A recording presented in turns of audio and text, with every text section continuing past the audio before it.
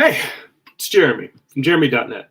I am a comic book artist, writer, creator, self-publisher, and I share my creative process here with you on the internet. If you'd like to support this channel, get additional bonus live streams. I've been doing them weekly for the past few months. Usually it's one bonus live stream per month, but hey, while I've got the free time and bandwidth, extra live streams. So we've got bonus live streams. Read my comic books free online on Patreon. Go to patreon.com/GERIMI. That's patreon.com/Jeremy. Subscribe there, support this channel, bonus live streams, bonus content. You can see even more of my works in progress, my comics before anybody else gets to see them.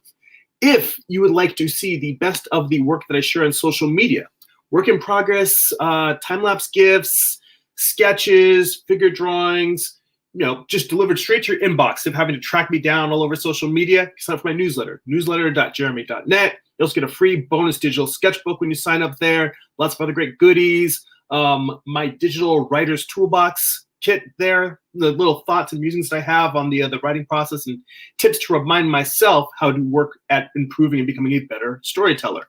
And if you'd like to purchase physical copies of my comics, or if you read digitally on Comixology or Amazon Kindle, you can go to amazon.jeremy.net. That will forward you to my Amazon author page. You can pick up Eye of the Gods. It's my first graphic novel. It's a psychological thriller about a man cursed with visions he cannot control. He can look at people's eyes, see what they see, but he can't control when or where. It's available there. Or you can get Morningstar Volume 1. Morningstar is my current project that I'm working on. This book contains issues 1 through 4. It's a story of Lucifer's fall from heaven, told as a Western. You can check all of those out in print or digital. Digital highly recommended for those international viewers because shipping around the world is expensive as all hell. So it's always great to be able to read stuff in digital format. It's also a nice sketchbook in the back with a early work in progress and character design. Check all that out. Amazon.jeremy.net.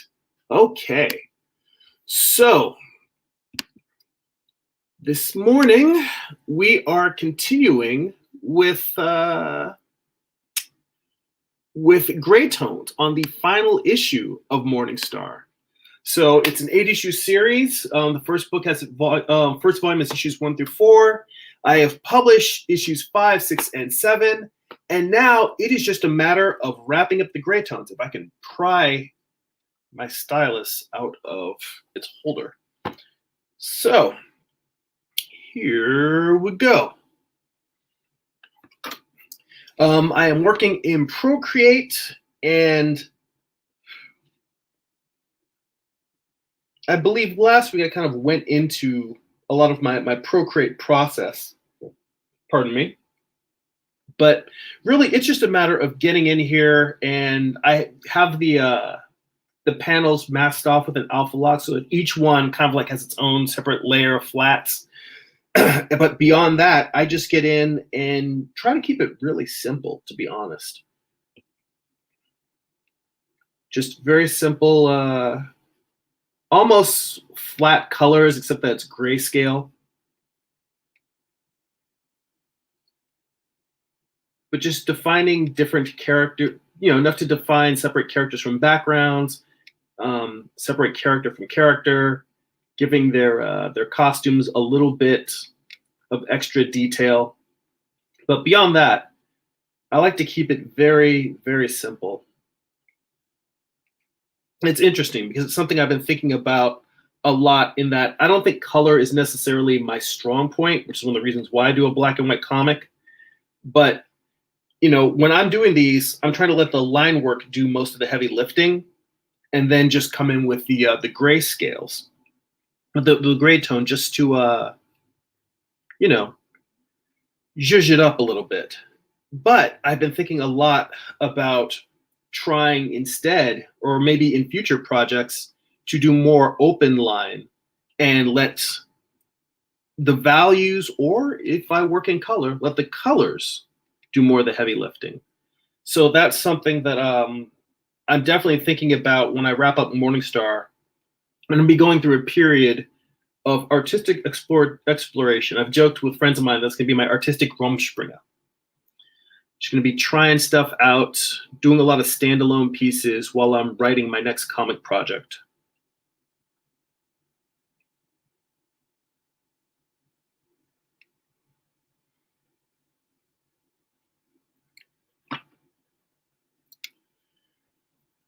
So for context, which I don't know how much context you really need, the I mean, the whole comic is Lucifer's Fall from Heaven, told as a Western.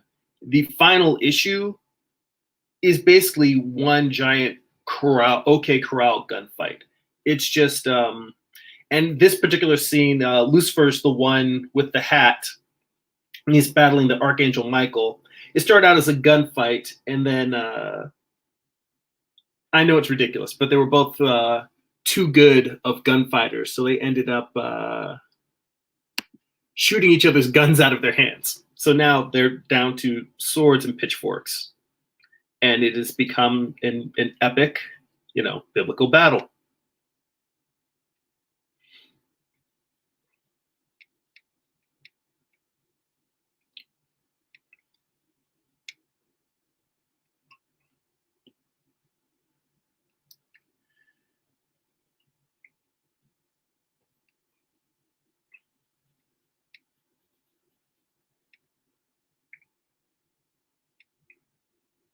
Usually I like to just use the color drop and fill large areas in. But given that I was drawing in the background first, and the background is very, starbursty, it's real easy for me to miss a section that I'm coloring. Pardon me while I take a sip of coffee.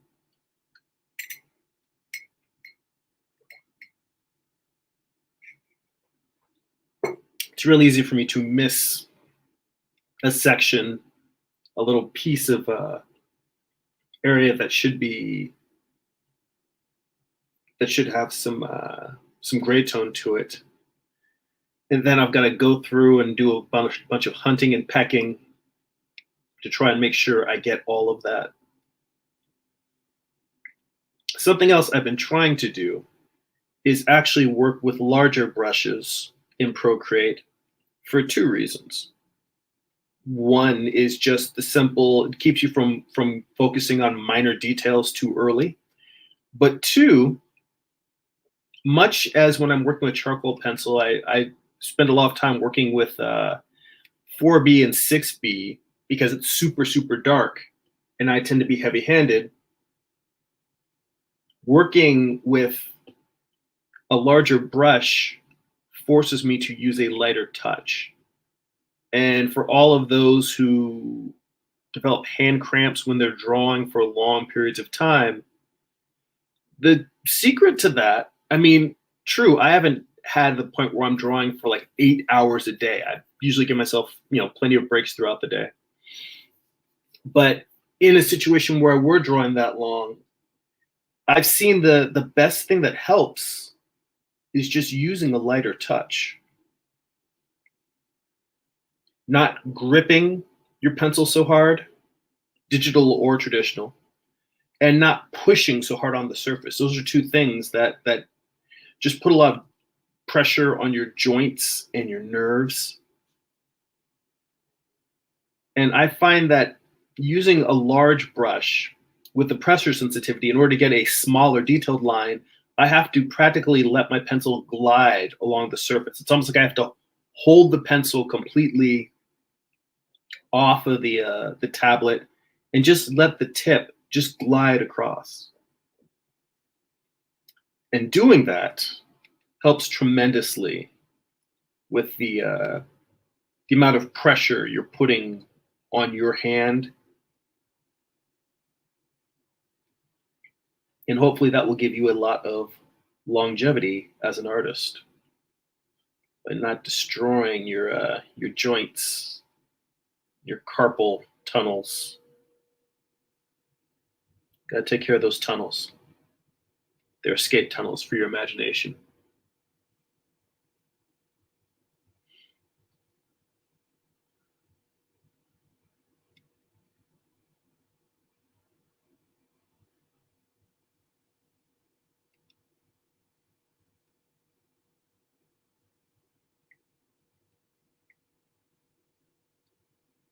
I will tell you that I do worry when I'm doing these gray tones about, for me, the colors, not colors, but the values becoming a little bit too repetitive. Because now that I've got sort of my set range of values for the characters, I mean, I guess I shouldn't worry about that. The focus really is supposed to be the storytelling, and it's not necessarily about trying to make each page stand out. It's about trying to make sure that whatever values I put in do what do the focus of the entire thing, which is to help tell the story. But I think there's a natural self-consciousness that all artists have with anything we do. We're worried that we're going to bore our audience. And that's valid because audiences are fickle and demanding.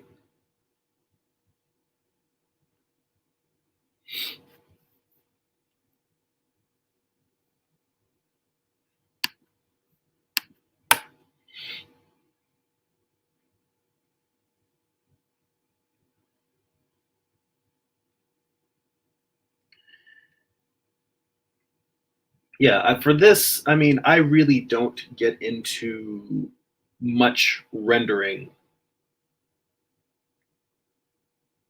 That should be a little bit darker. When value darker. I've basically got my grayscale set up in my palettes that goes from 100% black to 100% white in 10% increments. And oh, hey, see, Amar's in the chat. What up, Amar? Happy Sunday. Thanks for rolling by.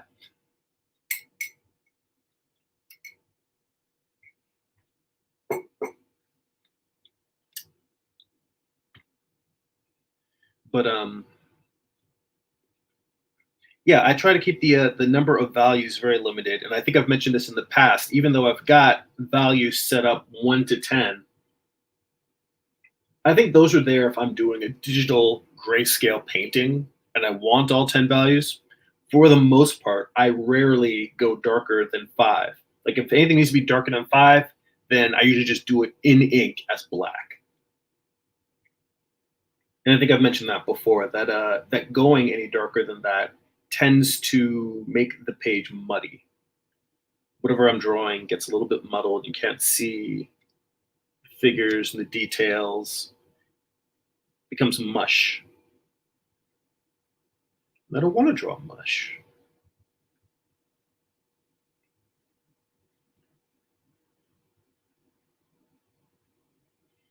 So consequently, very limited values, very limited range.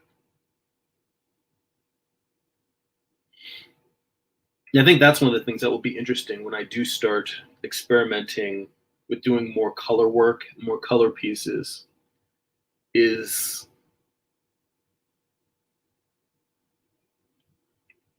it's true for a lot of people when you start working in color that the modern digital coloring tools give us millions of colors and millions of color choices. And my buddy Carl Ulstetter has often commented that when I do color pieces, a lot of times it looks like a bag of Skittles exploded on the page. Meaning that I went a bit buck wild instead of being more selective with my color choices. And I will agree with that because I think with all things, it's the practice, the discipline of using something over and over again, the trial and error that gives you the skill to know when to use what. So because I tend to work mostly in black and white, I don't think I've necessarily refined that color skill as much as I could, as much as I should.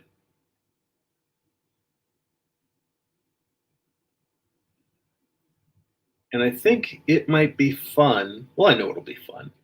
I know it'll be fun to challenge myself, but I also know just from talking with so many other artists that when you're trying something new and you're trying something different, and I know from my own experience that the times when you're trying it and it's not working just gets frustrating. You're like, why am I bothering? This sucks. I don't want to do this.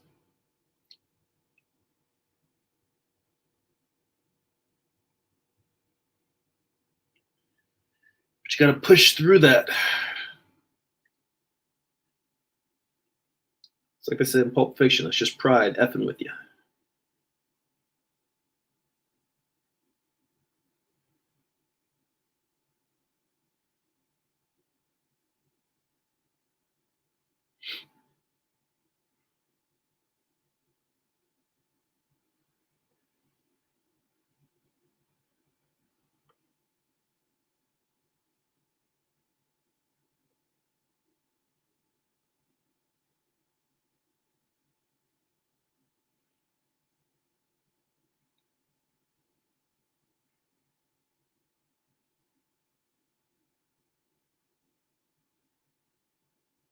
Let's see.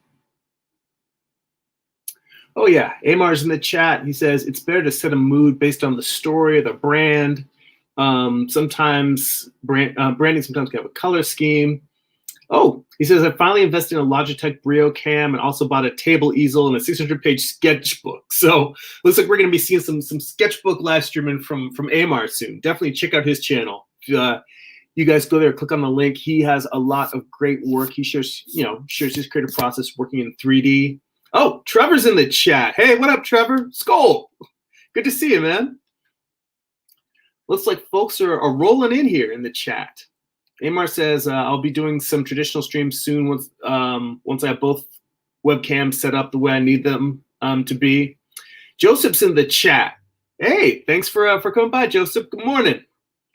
Or good, whatever time of day or night it is in your world. Amar says, I'll be doing it on Twitch. I would be curious to hear what Amar. I'd be curious to hear what your experience is on Twitch, because a lot of people tell me that that Twitch is actually a preferred platform. A lot of people tell me they prefer live streaming artwork on Twitch. It might be maybe that I've just stuck in my ways because I've been doing it on YouTube so long. But I feel like YouTube is where I started live streaming, where I have the largest audience, and I feel like I don't want to just up and bail on people that have been following me and supporting me here. Now, I know that you can record your Twitch streams and then upload them to YouTube and to other platforms, and I've considered that possibility. But I also feel like being on YouTube Live it's like dancing with the one who brought you. So one of the things I've considered is possibly doing multiple live streams, where I've got one live stream that's just on YouTube, and then possibly having like a floating live stream that's maybe Facebook Live some weeks, Twitch others. I mean, that sounds like that's way too much work and way too crazy given the limited amount of time I already have. But I don't know. I mean, if everyone was just like, dude, you got to get off YouTube, you got to get on Twitch. Now, that's a great question. For all you guys who are here, how much time do you guys spend on Twitch versus YouTube? I'm really curious since you guys are here right now. Because if people are like, they watch everything on Twitch, but they just happen to pop on YouTube because it's everywhere, then who knows? Maybe I'm being ridiculous and I should really look at it. I know that I have signed up for a Twitch account. I have Twitch connected so I can live stream there. I have some artists that I follow on there. And unfortunately, I very rarely pop in to see what they're doing.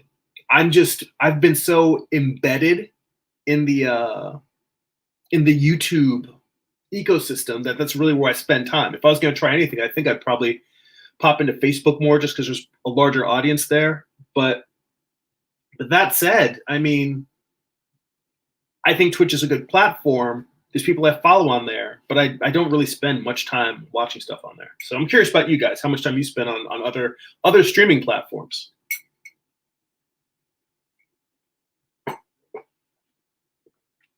Let's see here. Trevor says, rocking with Jeremy. Well, I hope that you're having a creative weekend. You're getting time to do some personal work.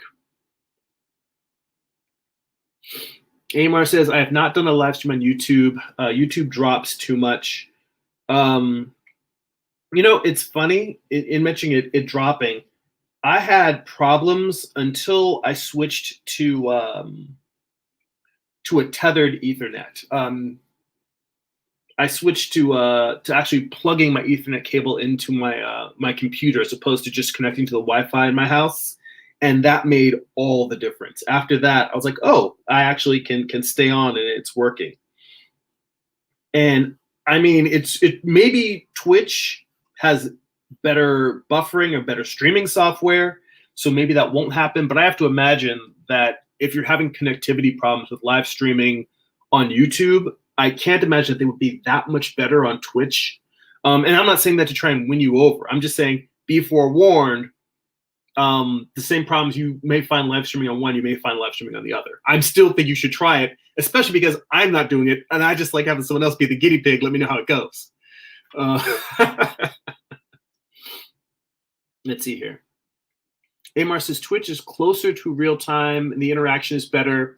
YouTube is better for short videos, tutorials, live talk show format, and entertainment or reaction review channels. Amar says I use YouTube for tutorials or updates on software. Trevor says zero on Twitch, which is weird because I saw the zero and the Twitch. My brain wanted to combine and make it say zilch. I don't know why. My brain just does that. Amar says, when I interact with artists, Twitch is better for live stream. Trevor says, got the time off for a bit, getting caught up on everything. Fantastic. Make the best of that downtime. Let's see here. Amar says, I always use the hard line. I know better not to use Wi-Fi for much of anything. All right. See, I know you're the man I call when I'm having tech problems. So I should have known, All right. So you know the score. You know what's working on the Twitch, and the tubes.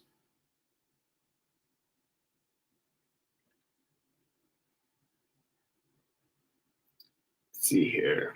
Amar says, I've used all of them, as you know, so I've been through the trials of streaming for over the past 3 years or so.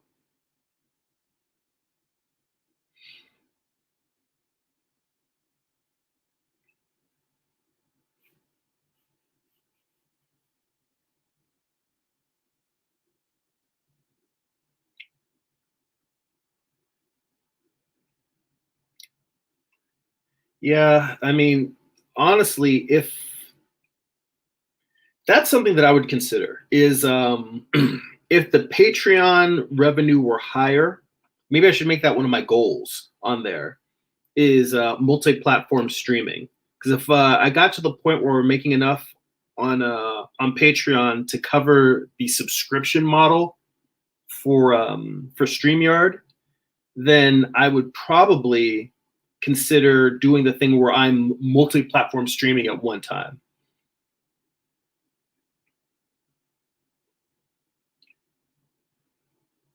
And that's not to say that the StreamYard membership is expensive. I think it's like $20 a month, which is reasonable for someone who is making their business out of live streaming. But it's just the fact that, with me doing all this in my spare time, making comics in my spare time,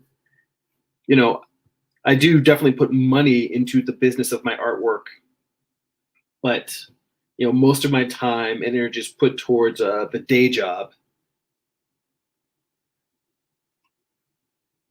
And I just want to make sure that any additional stuff that I add to the live streaming component is something that's at least paying for itself to some degree.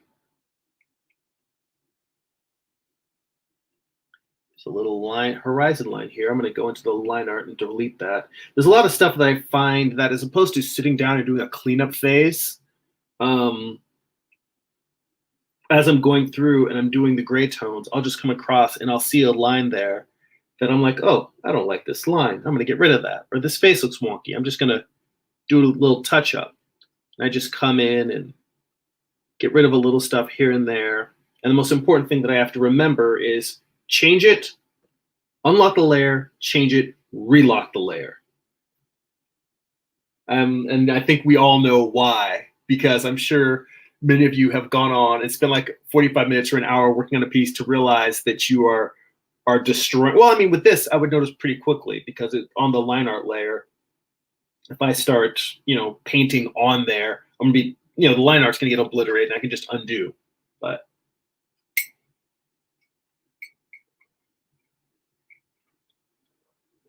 I am paranoid about that, as we should all be, about not painting on your line art.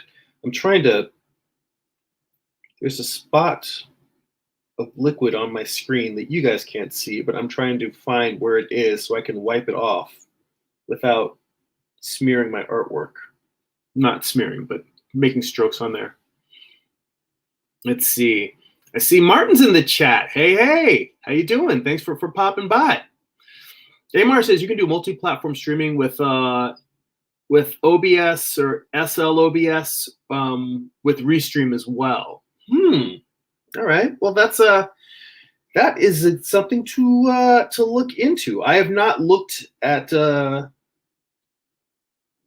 multi-platform streaming with OBS. I mean, I have to tell you honestly, I'm not super. I've tried OBS a few times, and it's open source, so you can only bitch so much about open source software. That said, I have not been in love with OBS. But, I am curious whether I would be able to, if I'm using OBS, if I would be able to, well, I guess I could have a second screen open, basically reading all the chats. That's the thing I'm worried about, is if I got OBS open, it's so weird.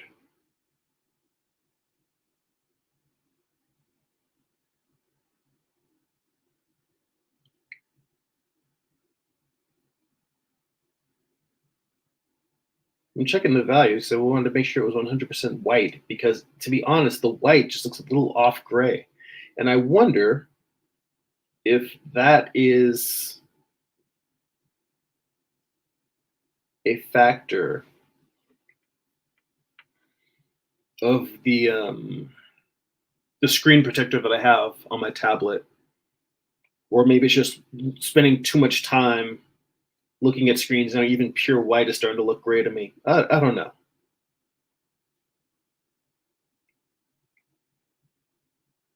I'm gonna try and fill this. Oh, too small. Try and fill the sky here with smoke.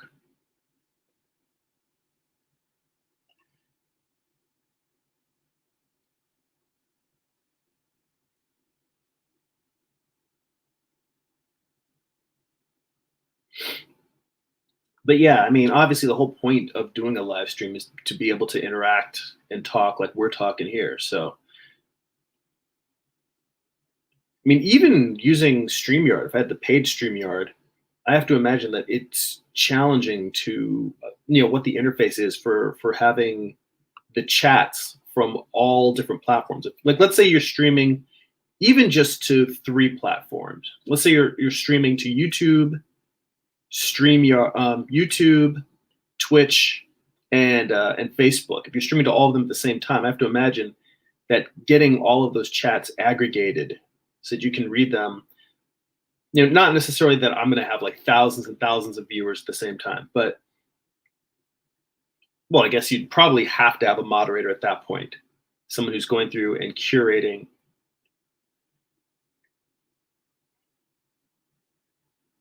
Which is, I didn't even think about that. That would be the next step, is having a mod there, and then it really does become kind of talk showy.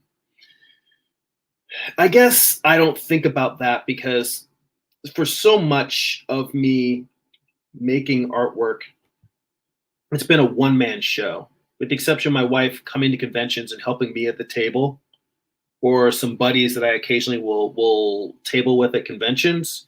It's pretty much just all me, one-man show. Yeah, that I don't want to add that. Let's see here. Trevor says, after I've cleaned up the line art, I lock the layer and never go back to it. I think that you're much more refined and decisive in your work. With me, it's always a work in progress. And everything I look at, it's just a matter of time before I look at, like, I'm never happy with anything. For as much as I tell people, don't be hard on yourself, it's okay to make mistakes. Stuff's going to be imperfect. Just do the best you can. Anytime I'm looking at a piece, it's just a matter of me looking at it, and then at a certain point, the penny drops. I go, oh, wait, I need to shift this line over here, or this needs to be shadow instead of open line, or this, whatever the tweak is. If I see what the tweak is, and it's not something that's going to cause me to redraw the whole piece or the whole panel, then I'll come in there and go in and tweak it. So that's more of the reason. Generally, I try, like you said, I try not to try not to mess with it once I finish the line art. But I always see something, and I can't help but tinker with it. So I'm curious, Trevor, whether you are a tinkerer in any sense of the work. Because if you do your cleanup and then you're done, is it usually generally you don't consider yourself done until you are completely 100% satisfied with the inks? Because I know for all of us, we have that desire to want to come and, they say that great art is never finished, just abandoned. And I think that's true with comic book pages. You get to the point where you're like, okay, it's done. I have to move on. It's not, for me, and I think for a lot of creators, it's a matter of forcing yourself to keep moving, as opposed to, oh, this page is perfect now. So if so, I mean, do you do much noodling around or monkeying around with the page once you're past pencil stage? Let's see. Amar says, I use vector lines when inking, so I make it easier to work with the line art. And in Clip Studio Paint, you can't paint on those layers, so the problem is solved. I also name my layers and group them and try not to go over a certain amount of layers, so it makes it easier to know where you are located. No, I get that. I am very obsessive about naming my layers. Even though I try not to work with very many layers, like most people, like you guys as well. I try not to create tons and tons of layers. Versus I know some people who just will throw out a layer, keep working, throw another layer on top, throw another layer on top. And I understand the freedom that working that way gives you. It's just, for me, that the real challenge there is doing any kind of manipulation to it or revisions. That's the thing. It's about revising the piece.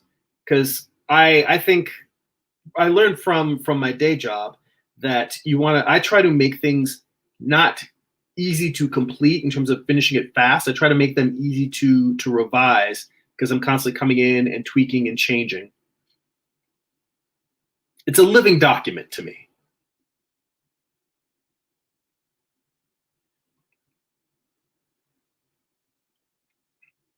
I mean, there was a point where early on I tried very hard to make the inks as complete as possible,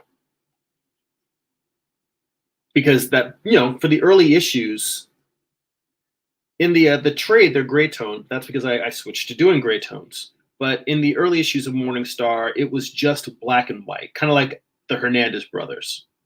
Or if you've ever gone back and read the Mobius Western Blueberry, which, I mean, it's ridiculous for me to even mention my Western in the same breath, because, Mobius, right? But I must have hit undo, because I thought I just filled this a second ago. Oh, that happened. But I was trying to, or had been trying in the early stages of Morningstar, to do the whole thing in black and white with no gray tones. And eventually I was like, I need some values.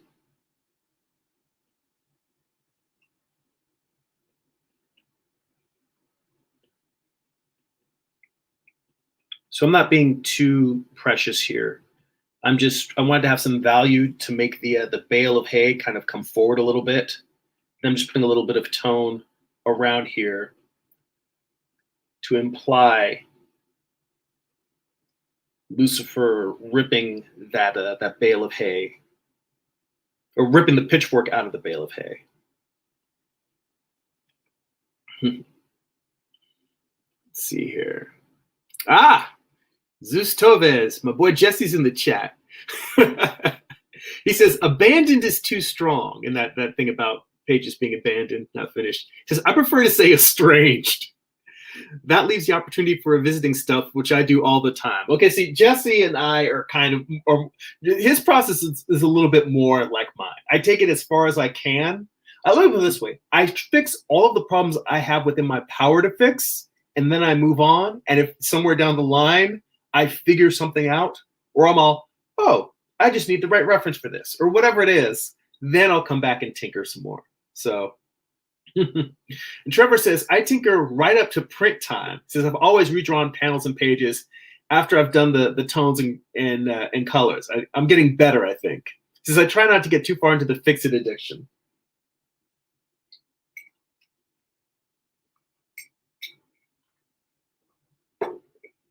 See, I knew that, like that thing of just, locking the layer and then never touching it again. That takes a lot of fortitude, because I know for me, I'm super tempted to tinker, and I thought, let's dig a little bit further. There's no shame in the game. I mean, that's what makes us want to be better artists. I mean, if I did not try to improve my craft, my art would just look the same as it did when I was in high school. And then I don't think anyone would want to read it, because I don't think that stuff was very good.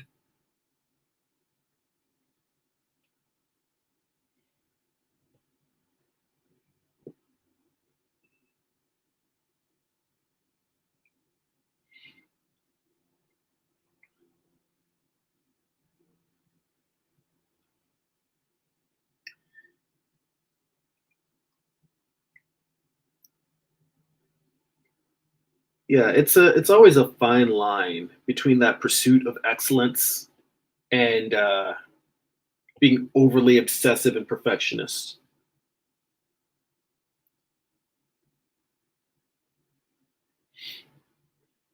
And it's funny because for me, I definitely do not believe in being overly perfectionist. And I think that when friends tell me that I am, being a little bit too obsessive and I really need to just let things go and put an issue out or finish a particular page or what have you, for me, it's not that I am being a perfectionist. It's that I look at it and I genuinely see something that is below the level of the work that I consider to be professional quality. And that's when I feel the need to come back and tweak and tinker. And yeah, I feel like an artist should be able to get it close to professional quality on the first pass. I don't. A lot of times I'll do it and I'm like, oh, okay, that works, or it has the energy I want. And then I sit and I look at it for a little while and I'm just like, no, I thought it was there, but it's not there. And I got to come back in and mess with it. That happens to me most of the time. I think I've talked about that before, about getting your baseline in terms of your lowest quality of art up to a certain level. And I feel like for me, finishing a page is getting it so that it's, see, there's no way to say it that makes it sound like I'm slamming my own work. And I don't want to come off that way. But I feel like most of the time it's me getting it the same way that there's the idea of the minimum viable product. I'm trying to get it to the minimum publishable quality. And there are people who are beginners who look at my work and say, oh my God, why would you say that? Your stuff is definitely publishable. And then there are people who are experienced draftsmen who look at it and be like, no, I get it. They're like, I see what you're going for there. Yeah, you can make that. You could tighten up that anatomy there. Yeah, that perspective's a little bit off. Yeah, keep working. So, so I mean, it's a spectrum. It's a wide spectrum, and I say that I try to express it in a way that I don't make anyone who is at an earlier stage in their creativity or still developing, that I don't want them to feel like, oh, there's no hope. Your work just is not good enough. And I also don't mean to, for the people who are experienced, when they look at my work, I'm like, what are you talking about, man? Your stuff is trash. I don't want to, I don't want to be on either side of that fence. It's what I always say, even when I talk about like my earlier work, like Eye of the Gods. I am proud of what I'm capable of. I know that I still have much farther to go.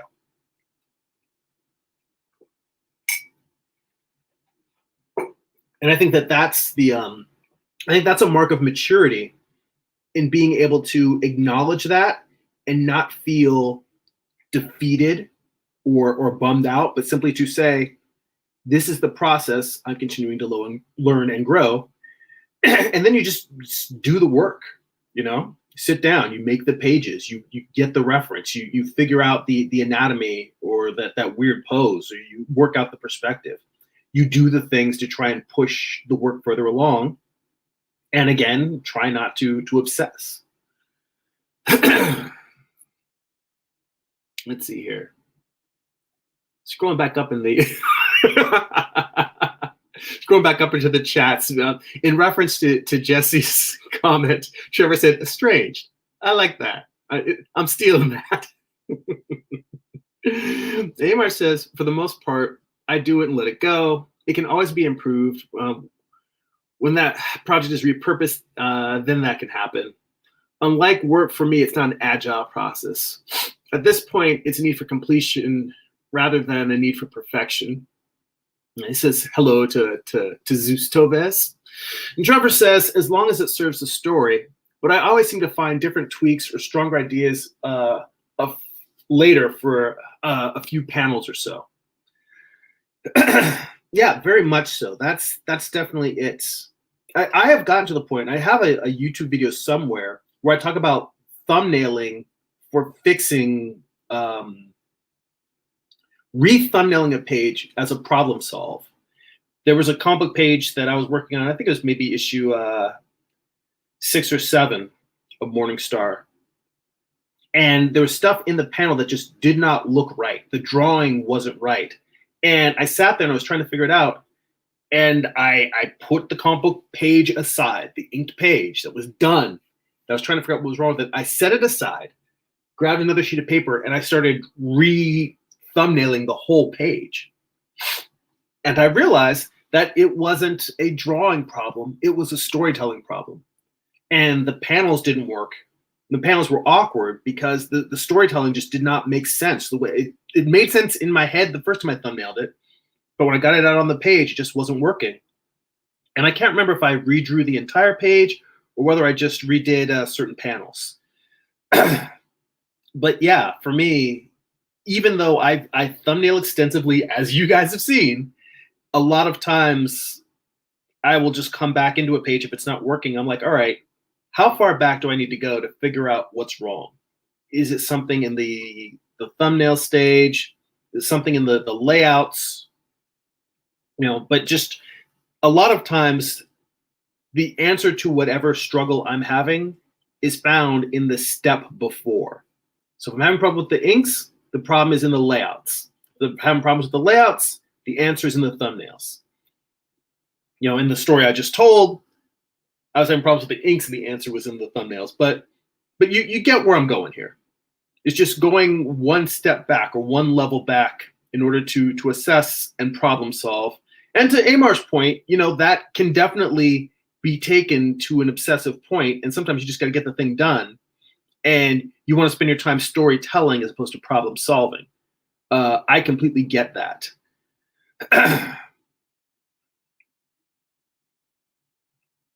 Even though I don't do it. Let's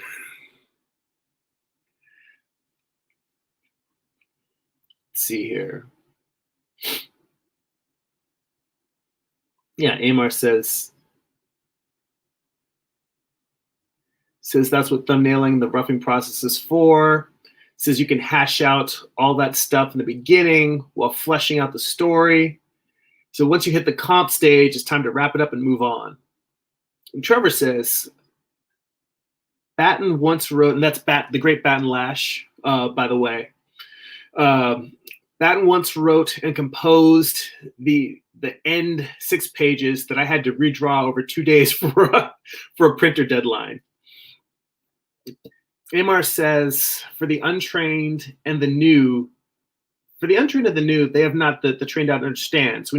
So that critique is expected, but the best critique you can get from your peers that have the trained eye for the best critique is, when critique is expected, but the best critique you can get is from your peers that have a trained eye for draftsmanship and storytelling.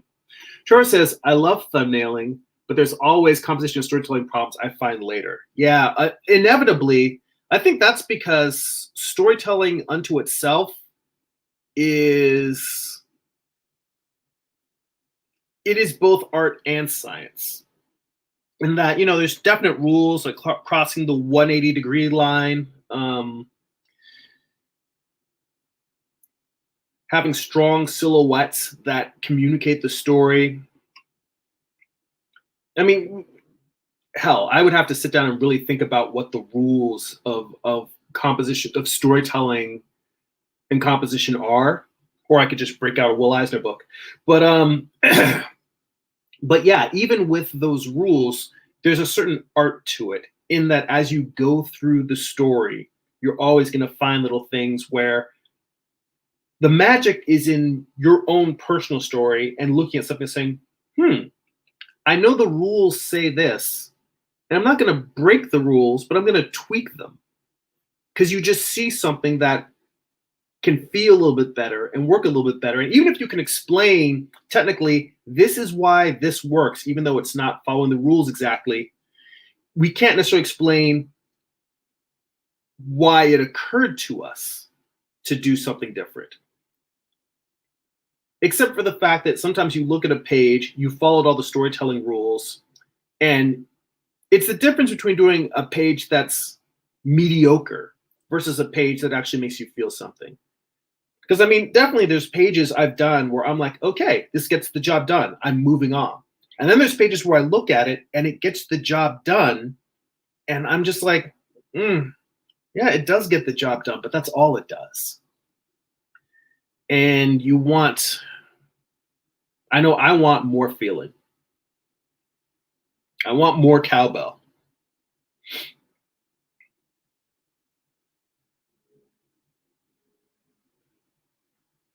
Let's see here.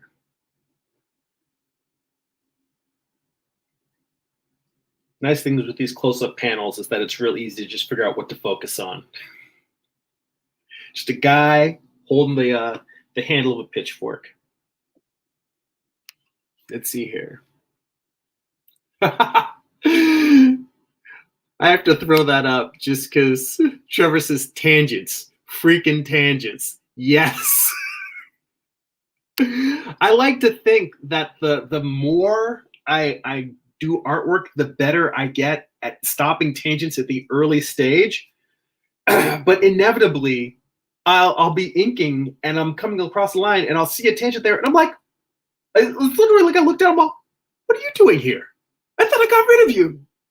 It's like they're always there. They're always there. They're everywhere. They're lurking. They're hiding.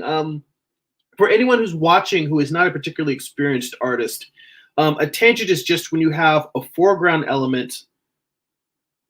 Instead of overlapping with the background element, they line up in a way that is unpleasant or distracting. Well, so that it makes it hard to tell the difference between the foreground and the background item. For instance, if I go to panel 1 here, I've got Lucifer standing in front of a building, and then in front of him is a pitchfork.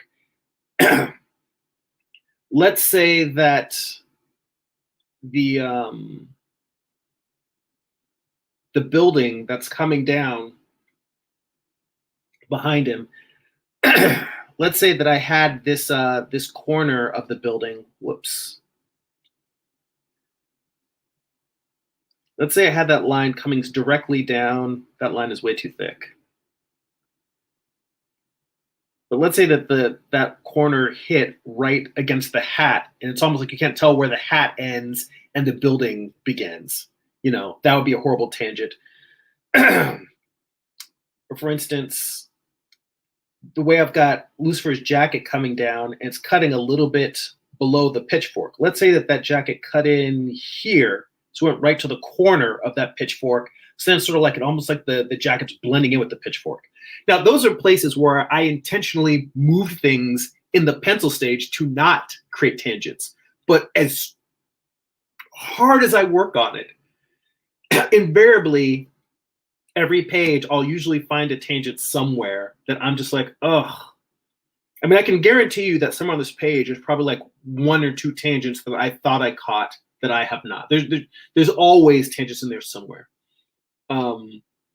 True masters of draftsmanship really can eliminate tangents, but it takes. I'm getting better. Much like Trevor said, it's a matter of time and experience and getting better at eliminating them. And I think that I've improved way more than the skill that I had at the start of this series or when I started self-publishing comics. But they still creep in.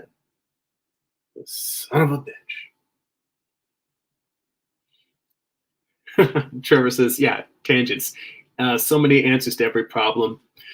Amar says, usually when that happens, that deals more with the story and not the art, especially. Not the art, especially if you wrote it, but everyone's experience is different. If you're selling the art and make the art book, if you're selling the art, make the art book. Yeah, there's some people who do book comics where the people are coming for the artwork as opposed to the story. You know, I mean, it's interesting because in Amar's definitely, you know, advocating finishing the work versus trying to perfect it. There's people I think about, I've mentioned this in past live streams, someone like Ted McKeever or Eddie Campbell. Both of them, great artists. I don't think anyone would consider them people who belabor over the individual line. I don't think that means that they are bad artists. I think they are excellent artists, and I'm fans of them. But I think that they are artists who excel at putting the focus on the story, not in trying to paint a picture that is a quote-unquote pretty picture. I mean, I think the beauty of Ted McKeever's art is that it's kind of horrifying. It's almost like Edward Munch, where it's got this surrealistic horror to it.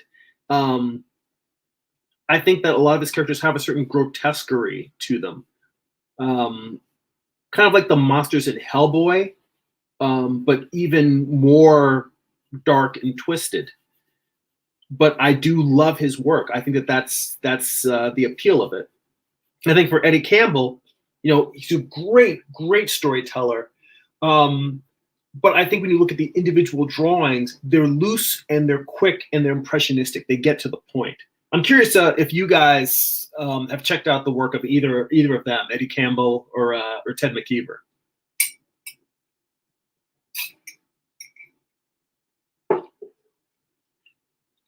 Let's see here. Trevor says, I find following all the rules religiously makes dead art. Little sacrifice to the gods of artistic passion. I hear you. Amar says, if you're telling a story, art is more icing to aid in improving that story. Trevor says, that's because tangents are from Satan. Well, I'm doing a comic book about Satan, so of course there's going to be a lot of tangents in mine. It's like I was asking for it by doing this.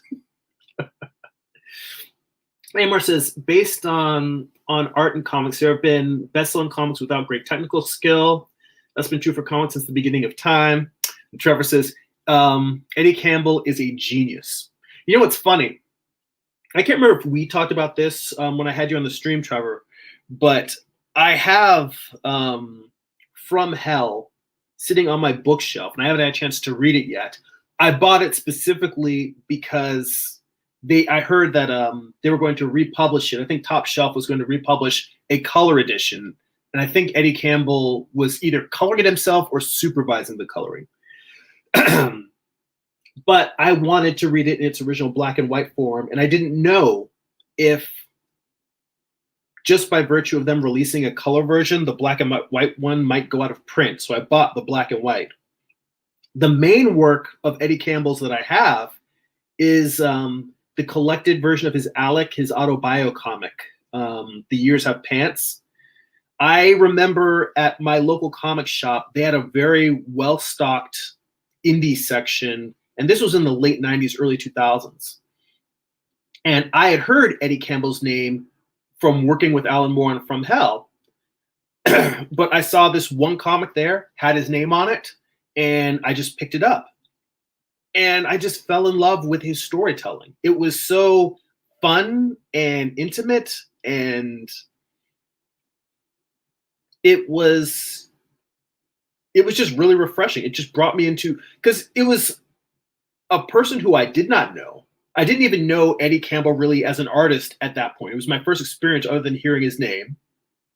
And in reading about these just stories of Scottish life and people just getting by and him trying to make ends meet and doing part-time jobs, I was captivated. And, getting into like his, romantic situations, because I think it was before he was married, and just it was just really simple slice of life storytelling, but it was incredibly interesting to me. I thought, wow, this guy's amazing. So as you agree, that's what sucked me in with Eddie Campbell. So for years I had been meaning to read From Hell, but I don't know if you're like me in that a really, really large book is sometimes daunting just because you don't know when you're going to have the time to read it. It's not like, oh, I don't like reading long books. I love reading long books, but I have so little time that usually when I do have a scrap of free time, I want to spend it on a short book so I can consume the whole thing, as opposed to something that's a much longer epic piece like From Hell.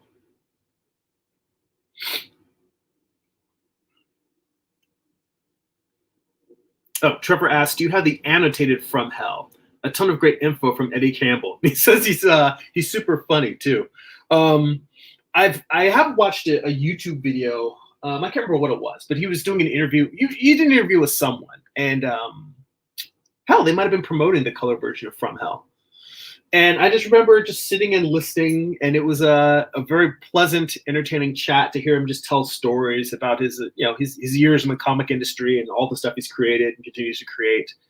I think I'd also seen some chapters of Bacchus in Dark Horse Comics Presents back in the day.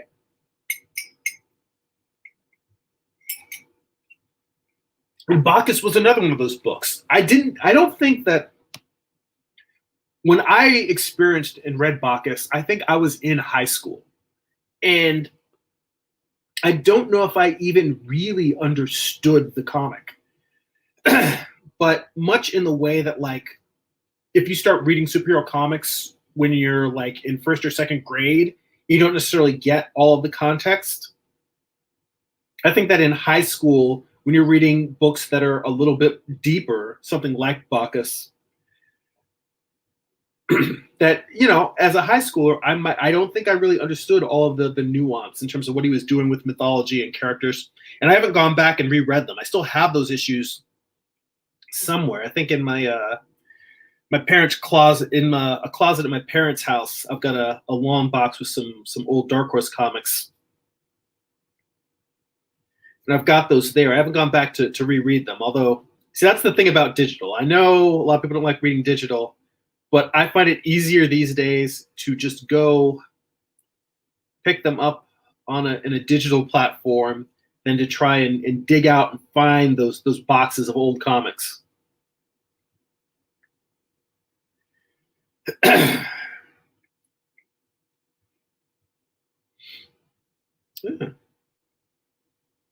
Yeah, usually when I do the color drop, there's a thin line of gray that it leaves. And for me, it's a matter of when I'm using Procreate, finding just the right, like the paint bucket is an imperfect paint bucket, but you can up the threshold so that it does become seamless.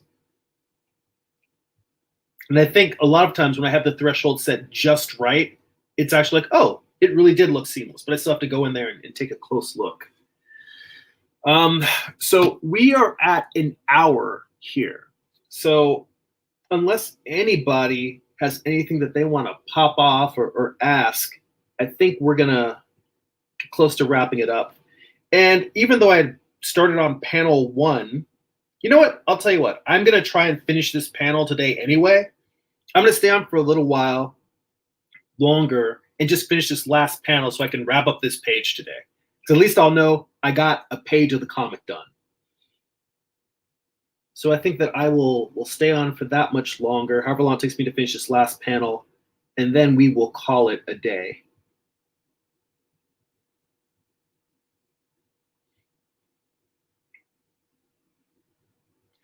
This is one of those where I'm starting to put detail in there, just in the sense that it's kind of this, I feel like doing this where I'm putting light marks in there to give the hay a little bit more texture. If I did this in ink, it would probably be really distracting. I feel like in the inks themselves, if I were to turn this panel off, I feel like it reads like hay. It was supposed to be hay. It reads like hay. It's open line. It's great. When I'm doing this, I'm trying to find ways to just differentiate it a little bit from the building behind Lucifer there.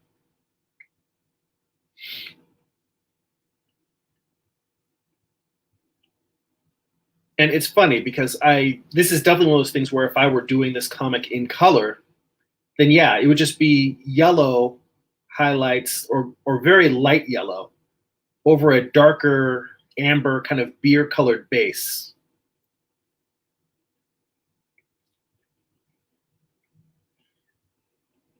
But this is one of those things where its detail and its texture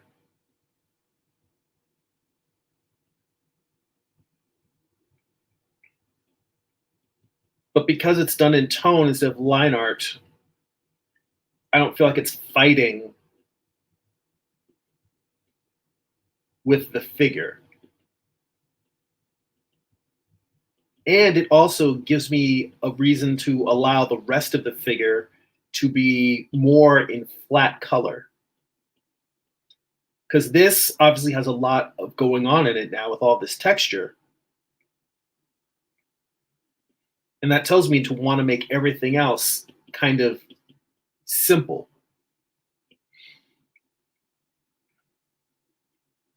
And it's just a matter of, do I want to make the building behind Lucifer a little bit darker? Do I want to make it lighter? And I think what I want to do is split the difference. Make one side, the side facing the light, let's make that a little bit lighter. And then take this other side, make it a little bit darker.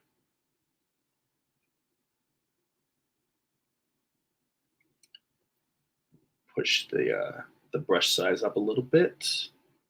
Try to use that light touch that I was talking about earlier.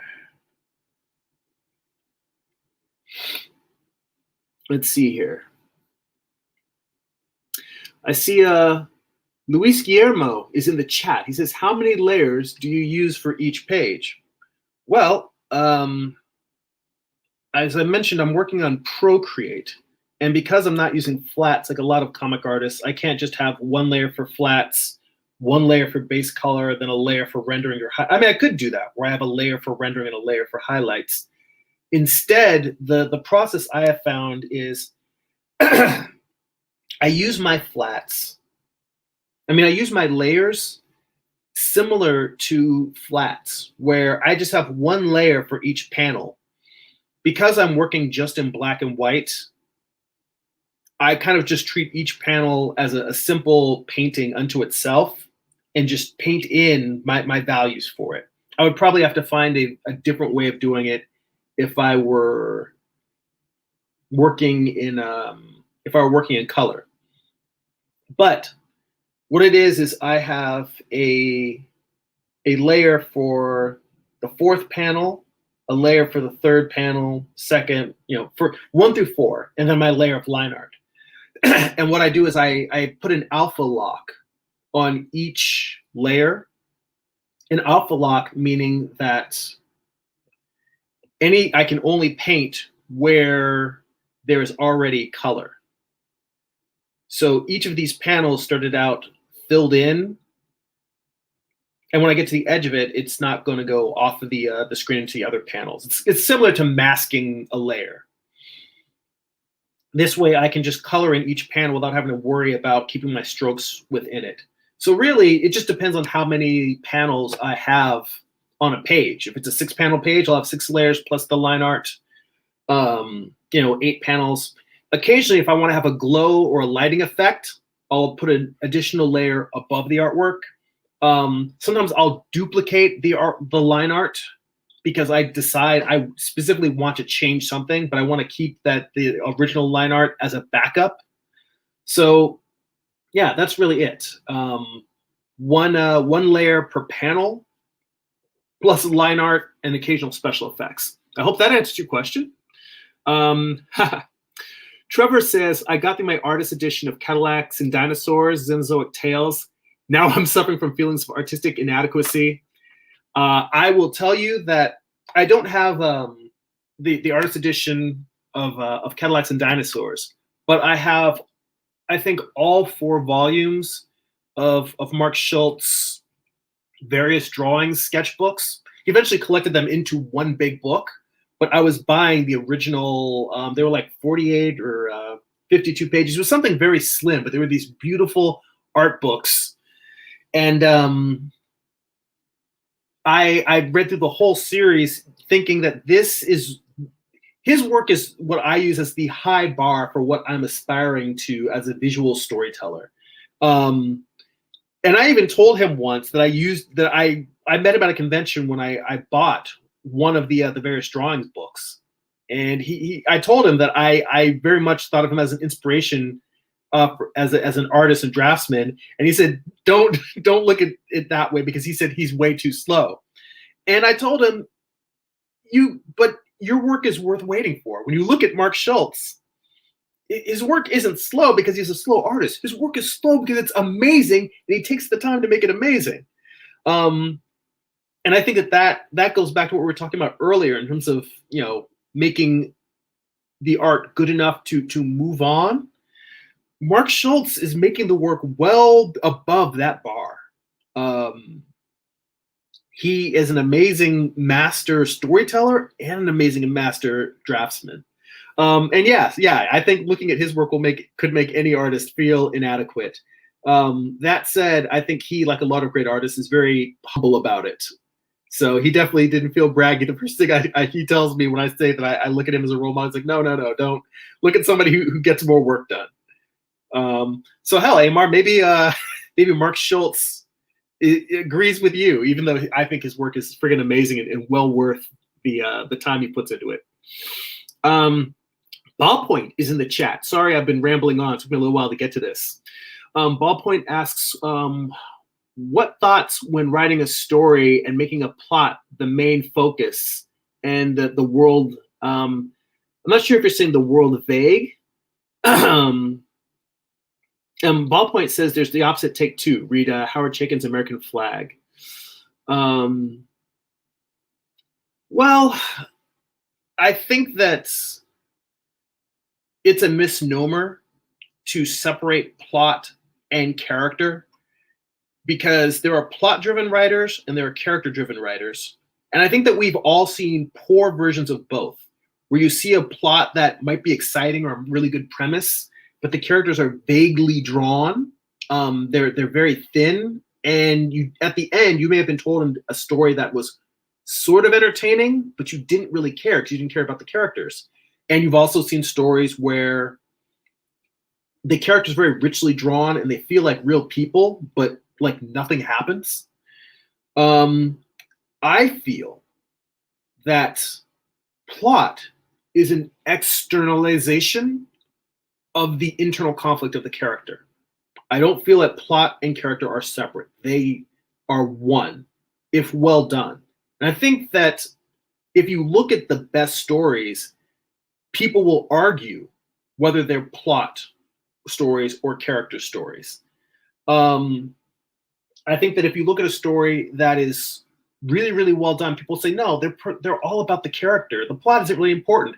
And people that are fans of character development will argue that the plot is really insignificant. You're just following that character and they're exciting. And you take the same person who is a plot person will argue about how well that the tension rises and they keep you excited and that the beats are just right and there's this magnificent twist at certain points. I think that the best stories have both. And I think it is to me, the argument of plot versus character is exactly the same as realism versus imagination in drawing. We've seen people that do photorealism but it's kind of stiff. We've seen people that are great cartoonists, and great dynamic storytellers, but the anatomy is a little bit wonky. And I think when you find an artist who can do both, people are blown out of the water by it.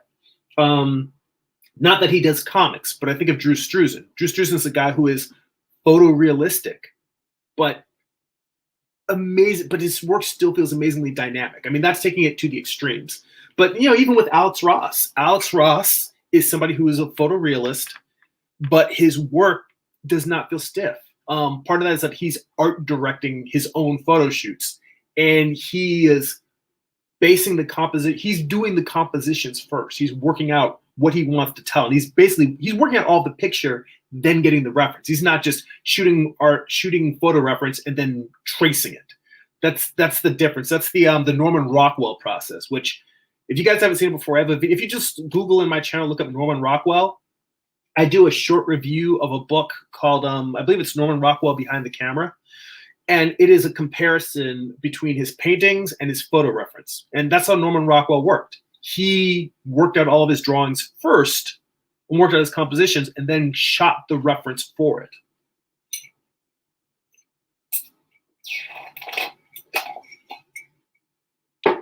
So, yeah, I definitely feel that. I know that what I gave you, Ballpoint, is a little bit of a non-answer in that I told you that they're both important. But instead of thinking of it as me copping out, think of it as a challenge to you in terms of trying to do both. Literally sit down with whatever idea you have for a comic book or a graphic novel or a prose novel or whatever story you want to tell, an animation or a short film, and sit down and do a pass. And when I say a pass, what it is sitting down and working on your outline. If you are an outliner, that's a whole nother conversation. But let's just say working on your story from the idea of what makes the story exciting. What are the scenes you want to see? What are the beats you want to hit?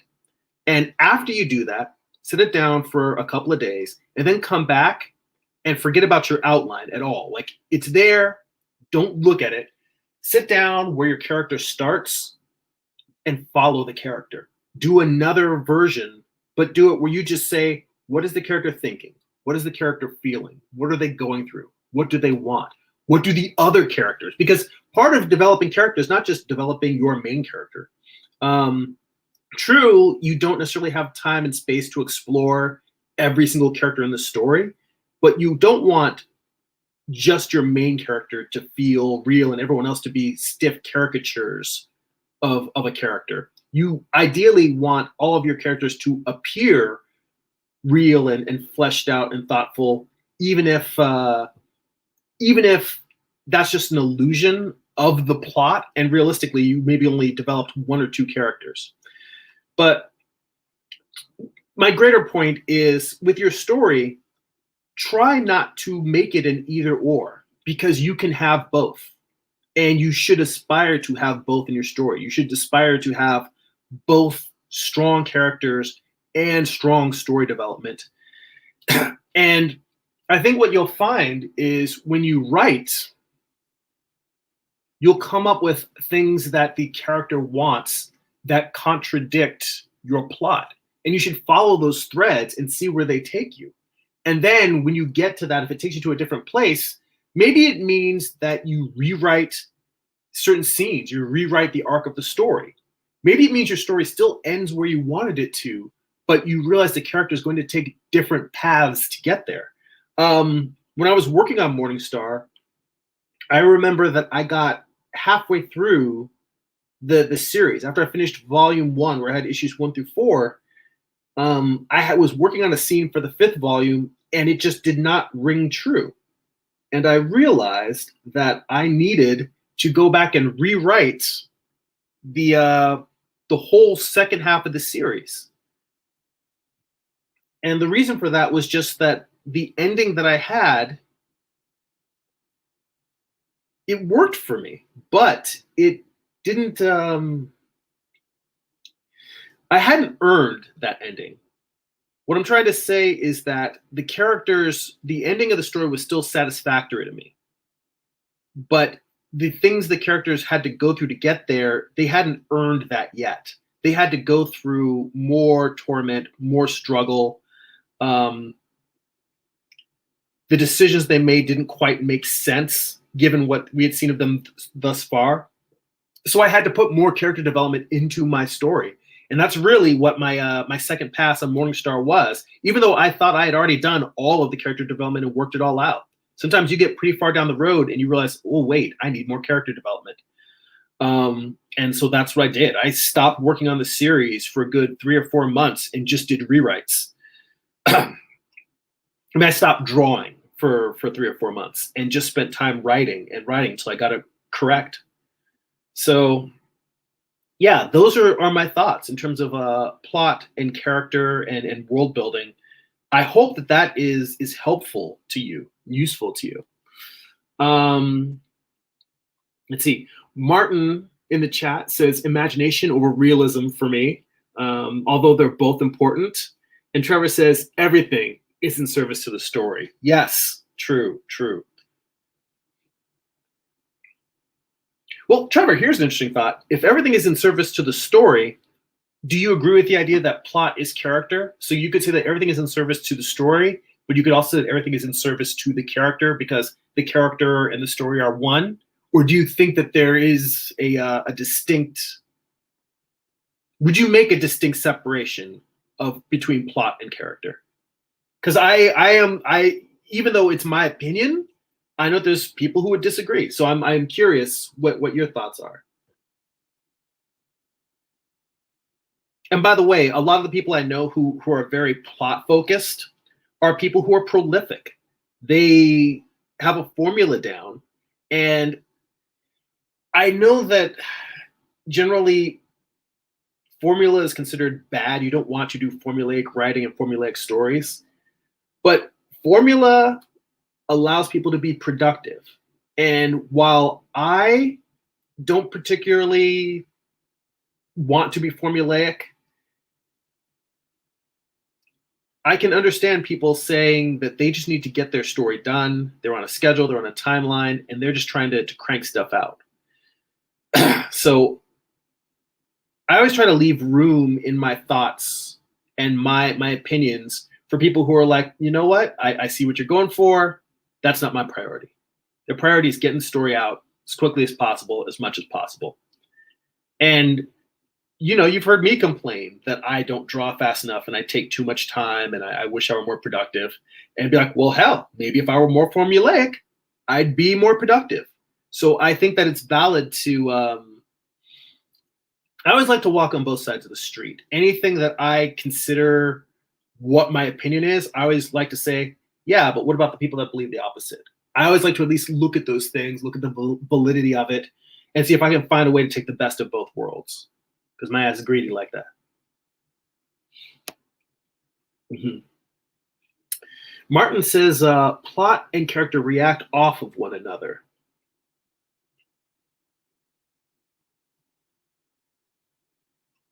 Which, you know, I think that that's definitely true.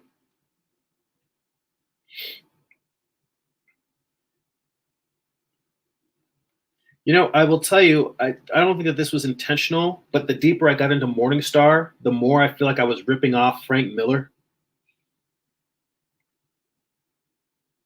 like Sin City era Frank Miller. Like a lot of chunky blacks.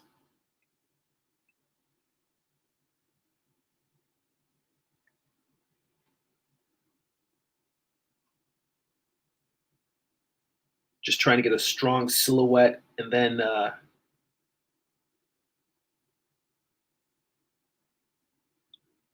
see here.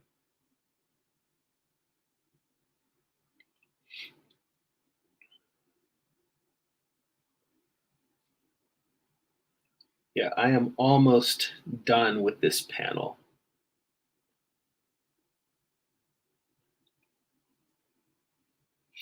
Ballpoint says, "Thanks for the insight, and it is kind of how the Minority Report.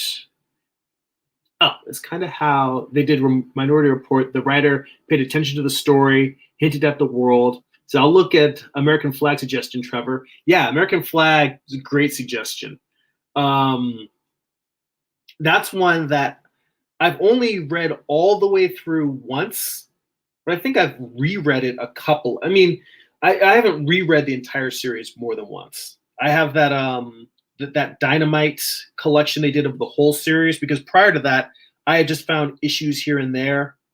Because I mean, I'm trying to remember if in the late '90s whether it was hard to find in the back issue bins. I just knew that everyone was talking about American Flag, and it was after First Comics had already gone away or folded.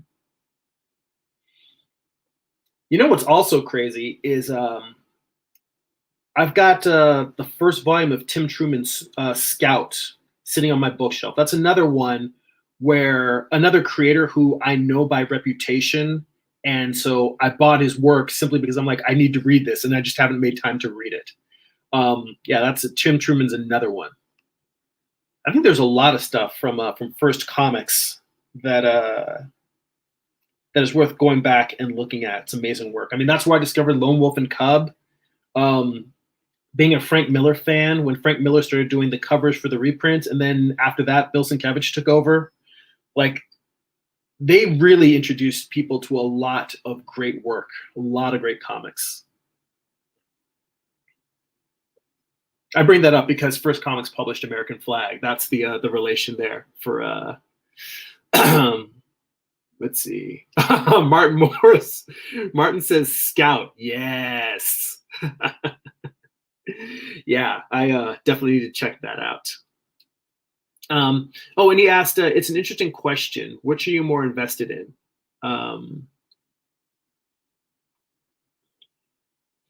Yeah, I think, well, for me, I think I already beat that horse to death with the that I'm interested in both. I definitely don't feel that I'm more invested in one or the other. I feel like the goal is to bring out both in whatever story I'm telling. Let's see here.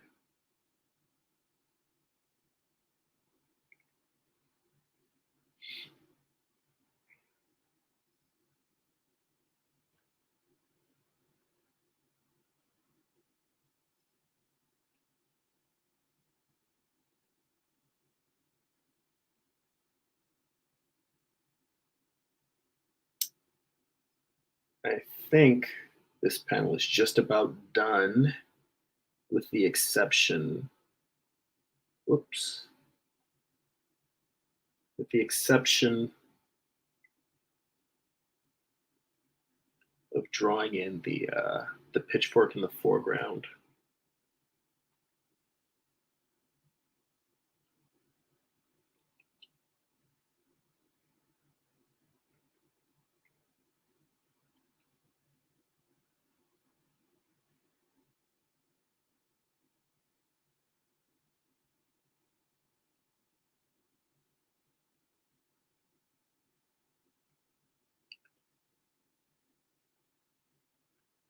And a lot of times I'm making value choices here that are based less on what really is light and what really is dark. And sometimes I'm just making value choices based on contrast.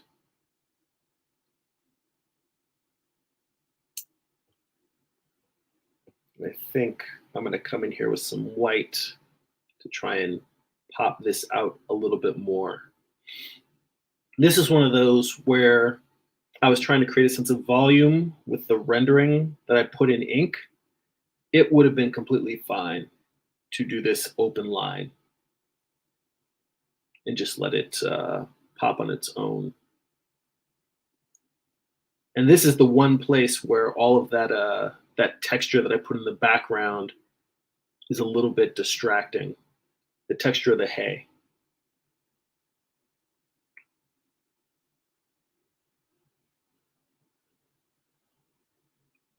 But I'm not going to fret about it because I think I'll wrap this page up, move on, and then a lot of times it's because the last thing I do when I finish an issue is I print out hard copies of every page, and I look through, I check the values. I just check to see if it came out, like I'll print it out with the lettering, and I just look to see if anything looks off. And this is one of those where if something is wrong with the page, if something is wonky, I can come back and fix it later. Like just the fact that I went and I finished the pitchfork in this panel, in panel 1, it makes me realize, oh wait, I had to go in and do that on the other panels. So, all right, but I mean, this is just a little bit of fixer-upper here and there at the end. Not particularly exciting and dramatic. For the most part, this page is pretty much done. Let's see here.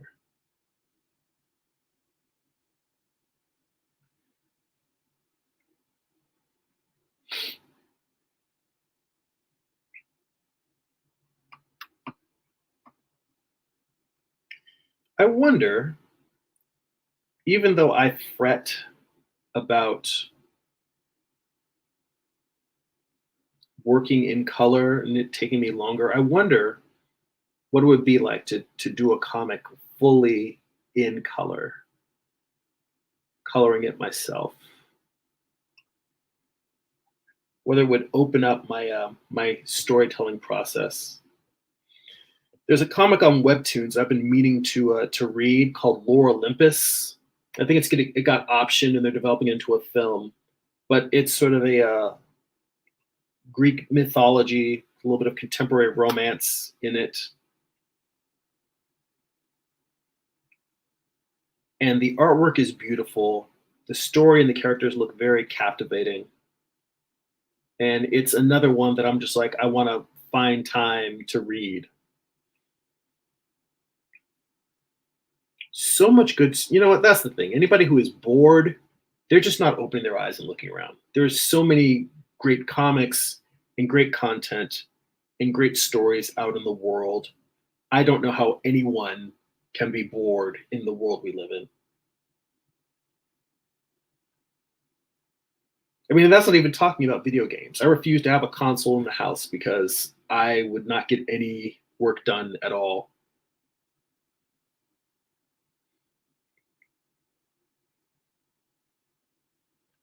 But yeah, I mean, you put video games on top of all of that, there's just so much to consume. And video games, you know, I mean, the storytelling in it, I bookmarked the cutscenes for the Kojima game,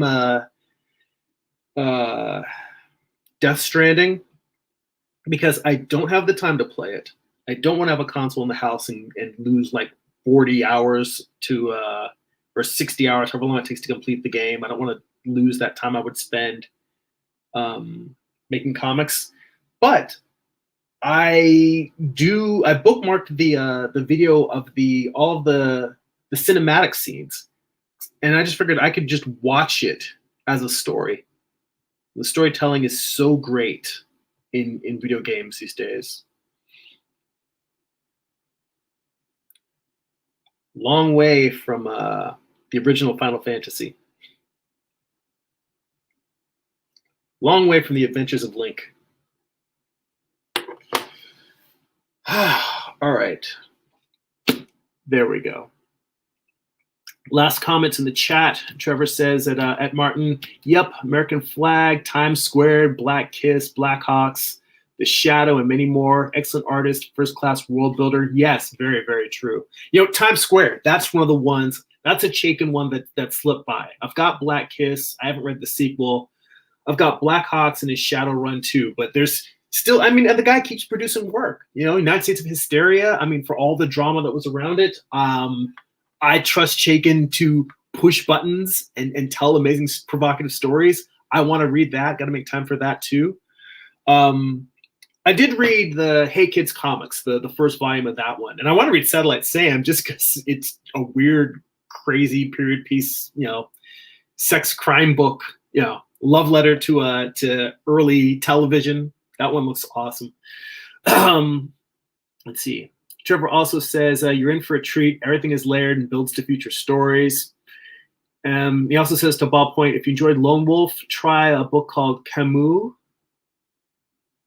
I'm not sure if I'm pronouncing it correctly. I'll live with it. He said similar art set in the same period but focused on a ninja. You know what? I hadn't heard of that. I'm going to check that one out. Thank you, Trevor, for the great tip, the great call out there. I'll have to check that out. Anyway, I've got a page done. That's one more page down. Where am I at on Morningstar? That's page 27. So, you know, got me another 13 pages to go until this bad boy is done. And keep chugging away. Trevor says he's trying to find an inexpensive hardcover of Empire. Let's see. He says, I'm in a deep well of useless comic knowledge. It is not useless because every book you read adds to your own lexicon of tools and tricks, and also just triggers your imagination. Every comic book I read shows me what's possible in the medium and tells me that I should push forward and try more and go farther. I mean, this series pushed me farther than I've ever gone before. And the next series I'm doing, I'm actually trying to strip stuff down and go and like kick the tires of my fundamentals in terms of storytelling. But then after that, I think I'm going to go back and forth between pushing the limits of what I can do and then pushing the limits of the medium. So it's a back and forth between pushing my fundamentals and pushing the limits. But guys, thank you so much for joining me. Thank you for hanging out, having this great conversation. Thank you to everybody in the chat who showed up. Again, if you would like to support this channel, if you want to get at least one bonus live stream a month, if not, you know, one a week, which I've been doing for the past couple of months, you can go to patreon.com/GERIMI, the archives for the videos of our art book study group, where I've been studying from George Bridgman and sharing the process of sketching through. I've got another one of those scheduled for my patrons tomorrow. So if you hop on now, you can join tomorrow's art book study group. But the archive of all the videos, at this point I've gone through like 50 pages of Bridgman studies. And there's a huge archive of that, along with comics, more work in progress. Issues 1 through 7 of Morningstar are on there. You can sign up for as little as $2 a month. There's a variety of tiers, $2, $5, $10 tiers. For people that want more premium content, there's like $50, $100 tiers. I even got some original art tiers if you want to get some sketches, some commission pieces, but I don't really have commissions open right now, so that's kind of the main way to get them from me. Go to patreon.com/GERIMI. If you'd like to sign up for my newsletter, you can get a free digital sketchbook at newsletter.jeremy.net. I also will post some of my work in progress gifts. These are images that get posted to my Patreon first, along with blog posts. But I'll take some of the best of those, and down the line, once a month, I'll share some of those in the newsletter as well. And if you would like to purchase physical copies of my comics, Eye of the Gods, psychological thriller about a man cursed with visions he can't control. This is a self-contained book, done in one, black and white, 452 pages. It's available Amazon.jeremy.net. It's also available digitally on Kindle or Comixology. And the series you've been watching me wrap up, Morningstar, this has issues 1 through 4. It's Lucifer's Fall from Heaven, told as a Western. It's like Paradise Lost meets Unforgiven. All right, guys. Thank you so much for joining me, for hanging out, spending some time on your weekend with me. I hope that you guys found some inspiration. We had some great talk about process, some great book recommendations from Trevor, some great text speed process from Amar. Let's see. Trevor also mentions Blade of the Immortal, fantastic, anachronistic. I've got a couple of volumes of that, so I haven't finished that series, but I've read, I think, 2 or 3 volumes. Great art, great storytelling. Reminds me a lot of Samurai Champloo. Anyway, Trevor says, Jeremy, make hardcovers. I'll buy them. I appreciate that. That's going to be down the road on Patreon, because I'm going to do, I'm not Patreon, on Kickstarter. I'm telling everyone now, I don't know when I'm going to get the Kickstarter up and running. But what I'm going to do is I'm going to put out the final issue of Morningstar so that people who've been reading it regularly can check it out. I'm going to go back to Kickstarter, and I am going to take all of the thumbnails, all of the layouts, the script for each issue, and I'll put those into a book.